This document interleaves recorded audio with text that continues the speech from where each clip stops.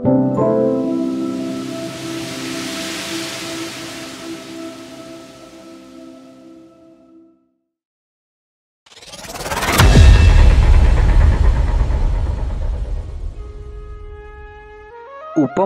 ଜୀବନ କାହାଣୀ ବାୟୁଦେବୀଙ୍କ ଦ୍ୱାରା ଲିଖିତ ଶିବ ମହାପୁରାଣରୁ ଶୁଣାଯାଏ। ମହାଭାରତ କାଳରେ ଆୟୁଧଧମ୍ୟ ନାମକ ଜଣେ ଋଷି ଥିଲେ। ଧମ୍ୟ ତାଙ୍କର ବିଦ୍ୟା, ତପସ୍ୟା ଏବଂ ତାଙ୍କର ବିଚିତ୍ର ଉଦାରତା ପାଇଁ ପ୍ରସିଦ୍ଧ ଥିଲେ। ଆୟୁଧଧମ୍ୟଙ୍କ ଅନେକ ଶିଷ୍ୟମାନଙ୍କ ମଧ୍ୟରୁ ଉପମନ୍ୟୁ ଅନ୍ୟତମ। ଚାଲନ୍ତୁ ଆଜି ଶୁଣିବା ସୁଶିଷ୍ୟ ଉପମନ୍ୟୁଙ୍କର କାହାଣୀ। ପ୍ରଣାମ ଗୁରୁଦେବ। ତୁମର ମଙ୍ଗଳ ହଉ ପୁତ୍ର। ଆପଣ ମୋତେ ସ୍ମରଣ କରିଥିଲେ ଗୁରୁଦେବ? ହଁ ପୁତ୍ର, ସ୍ଥାନ ଗ୍ରହଣ କର। ଆଜ୍ଞା ଗୁରୁଦେବ। ଉପମନ୍ୟୁ, ଆମ ଆଶ୍ରମରେ ଯେଉଁ କେତେକ ଗାଈ ଅଛନ୍ତି ସେମାନଙ୍କର ଲାଳନ ପାଳନ ଦାୟିତ୍ୱ ଆଜିଠାରୁ ତୁମର। ଧ୍ୟାନ ଦେବ ଯେପରି ସେମାନଙ୍କର ଯତ୍ନ ନେବାରେ କୌଣସି ଊଣା ନ ହୁଏ। ଆପଣଙ୍କର ଆଜ୍ଞାକୁ ମୁଁ କେବେ ବି ଅବଜ୍ଞା କରିବିନି। ଏବେ ତୁମେ ଆସିପାର।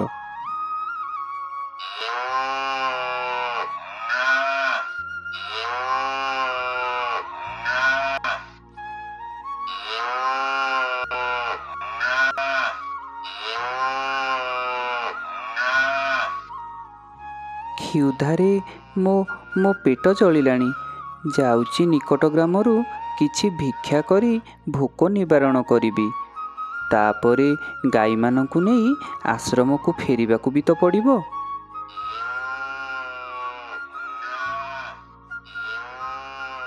ପୁତ୍ର ଉପମନ୍ୟୁ, ତୁମେ ଗାଈମାନଙ୍କର ଉପଯୁକ୍ତ ଯତ୍ନ ନେଉଛ ତ? ଆଜ୍ଞା ଗୁରୁଦେବ। ତୁମେ ଗାଈ ଚରାଇବା ସହିତ ଅନ୍ୟ କେଉଁ ବୃତ୍ତି ଆପଣାଉଛ ଯଦ୍ୱାରା ତୁମେ ଏତେ ହୃଷ୍ଟପୃଷ୍ଟ ଦେଖାଯାଉଛ? ମୁଁ ବନରେ ଗାଈମାନଙ୍କୁ ଚରିବାକୁ ଛାଡ଼ି ଦେଇ ନିକଟ ଗ୍ରାମକୁ ଭିକ୍ଷା କରିବାକୁ ଚାଲିଯାଏ। ଆଉ ସେଥିରୁ ଯାହା ମିଳେ ସେସବୁକୁ ଖାଇଦିଏ। ପୁତ୍ର, ତୁମେ ଆଶ୍ରମର ନିୟମ ବିରୁଦ୍ଧ କାର୍ଯ୍ୟ କରୁଛ। ଆଶ୍ରମର ଅନ୍ତେବାସୀ ହୋଇଥିବା ହେତୁ ତୁମ ଭିକ୍ଷା ଉପରେ ପ୍ରଥମ ଅଧିକାର ଆଶ୍ରମର ହିଁ ଅଛି। ମୋତେ କ୍ଷମା କରିଦିଅନ୍ତୁ ଗୁରୁଦେବ। ଆଜିଠାରୁ ତୁମେ ମୋତେ ନ ଜଣାଇ କୌଣସି ଭିକ୍ଷାନ୍ନ ଗ୍ରହଣ କରିବ ନାହିଁ। ଏହା ତୁମ ପାଇଁ ମୋର ନିର୍ଦ୍ଦେଶ। ଆଜ୍ଞା ଗୁରୁଦେବ।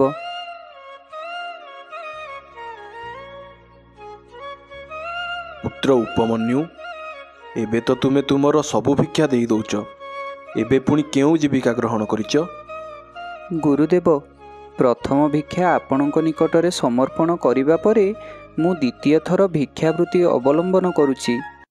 ତୁମେ ଏପରି କରିବା ଦ୍ୱାରା ଅନ୍ୟ ଭିକ୍ଷୁମାନଙ୍କ ଜୀବିକା ପ୍ରତି ବାଧା ସୃଷ୍ଟି କରୁନାହଁ ତ?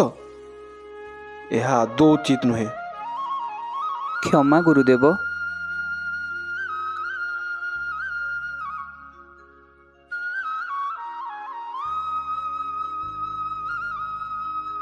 ପୁତ୍ର, ମୁଁ ତ ତୁମର ସବୁ ଭିକ୍ଷା ଅନ୍ନ ନେଇଗଲି।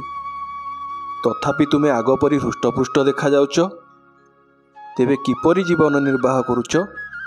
ଗୁରୁଦେବ, ମୁଁ ଏବେ ଗାଈମାନଙ୍କ କ୍ଷୀରରେ ଜୀବିକା ନିର୍ବାହ କରୁଛି। କିନ୍ତୁ ଏପରି କରିବା ପାଇଁ ମୁଁ ତ ତୁମକୁ ଅନୁମତି ଦେଇନାହିଁ। ଏହା ଅଧର୍ମ ଅଟେ। ଆଗକୁ ମୁଁ ଏପରି କରିବି ନାହିଁ ଗୁରୁଦେବ। ଗୁରୁଦେବ, ଆପଣ ମୋତେ ଡକାଇ ପଠାଇଲେ? ଉପମନ୍ୟୁ, ମୁଁ ତୁମକୁ ଭିକ୍ଷାବୃତ୍ତି ଏବଂ ଗାଈମାନଙ୍କର କ୍ଷୀର ପିଇବାରୁ ନିବୃତ୍ତ କରିଛି। ତେବେ ଏବେ ତୁମେ ଜୀବିକା କିପରି ନିର୍ବାହନ କରୁଛ ଯଦ୍ୱାରା ତୁମେ ଏତେ ସୁସ୍ଥ ସବଳ ଦେଖାଯାଉଛ? ବାଛୁରୀମାନେ କ୍ଷୀର ପିଇ ସାରିବା ପରେ ଯେଉଁ ଫେଣ ବାହାର କରିଦେଉଛନ୍ତି ସେସବୁକୁ ପିଇ ନିଜର କ୍ଷୁଧା ନିବାରଣ କରୁଛି। ବତ୍ସ, ହୁଏତ ବାଛୁରୀମାନେ ତୁମ ଉପରେ ଦୟା ଦେଖାଇ ଏପରି କରୁଥାଇ ପାରନ୍ତି। ଏହା ତାଙ୍କ ଜୀବନରେ ବାଧା ସୃଷ୍ଟି କରୁଥିବ ନିଶ୍ଚୟ। ତେଣୁ ତୁମେ ଏପରି କରିବା ଅନୁଚିତ। ଯାହା ଆପଣଙ୍କ ଆଜ୍ଞା ଗୁରୁଦେବ। ବହୁତ ଭୋକ ଲାଗୁଛି। 4 ଦିନ ହେଲା କିଛି ଖାଇନାହିଁ। ଲାଗୁଛି ଭୋକରେ ଜୀବନଟା ଚାଲିଯିବ। ଏଇଟା ବୋଧେ ଅରଖ ଗଛ, ଏହାର ପତ୍ରରେ କ୍ଷୀର ଥାଏ। ଯାଉଛି କିଛି ଅରଖ ପତ୍ର କ୍ଷୀର ଖାଇ ଭୋକ ମେଣ୍ଟାଇ ଦିଏ। ଗାଈମାନେ କେଉଁଆଡ଼େ ଚାଲିଗଲେ? ମୋତେ କ'ଣ ସବୁ ଝାପ୍ସା ଝାପ୍ସା ଦେଖାଯାଉଛି? ସନ୍ଧ୍ୟା ହୋଇ ରାତ୍ର ଆଗମନ ପ୍ରାୟ କି? ନା ନା, ହେ ଭଗବାନ, ମୋତେ କିଛି ବି ଦେଖାଯାଉନି। କ'ଣ ହେଇଛି ମୋ ଆଖିକି? ଗାଈମାନଙ୍କ କଥା ପଚାରିଲେ ଗୁରୁଦେବଙ୍କୁ ମୁଁ କି ଉତ୍ତର ଦେବି?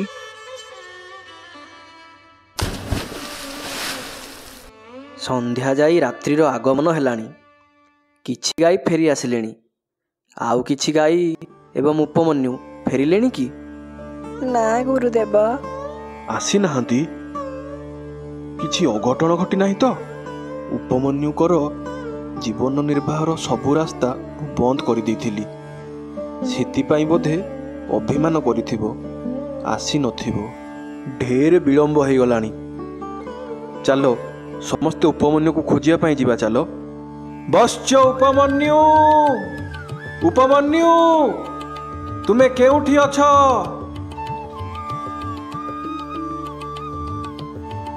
ଗୁରୁଦେବ, କିଛି ଗୋମାତା ସେପଟେ ଦେଖାଯାଉଛନ୍ତି। ପାଖକୁ ଚାଲ ତ, ମିଳିଯାଇପାରନ୍ତି।